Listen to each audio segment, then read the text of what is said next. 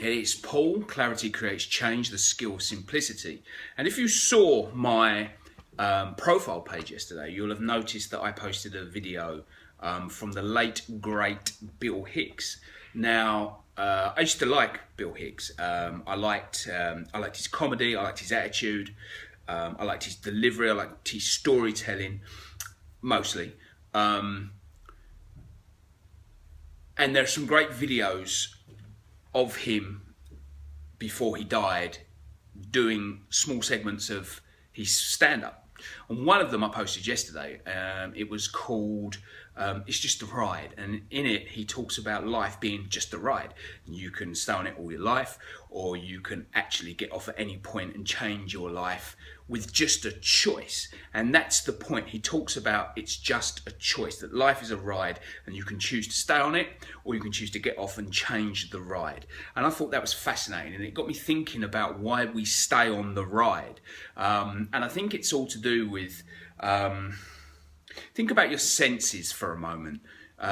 You know, your touch, your taste, your auditory senses, your vision type senses, your sight. These senses give us information about the world around us, but also this information, so they create maps, if you like, maps of the world around us and our role in it. But these maps are only as good as the information that gets to them. So in many ways, the stories we tell ourselves unconsciously, these drivers of our actions, our behaviors and our habits, have a way of disrupting these maps and give us a kind of a false representation of what we actually see in everyday life. For instance, I've got a little, in my journal here, I've been writing something down. Auditory maps, okay? Our hearing. We can see how this affects us when we get something like an ear infection. So our balance may go, our sound may go, our proprioception may go, where we see ourselves in relation to the space around us. It can affect us quite dramatically. And you know that because you can feel the ear infection and you can feel your balance going. You can reach for stuff when you get up and feel a bit dizzy. So you have an idea of that disrupted map.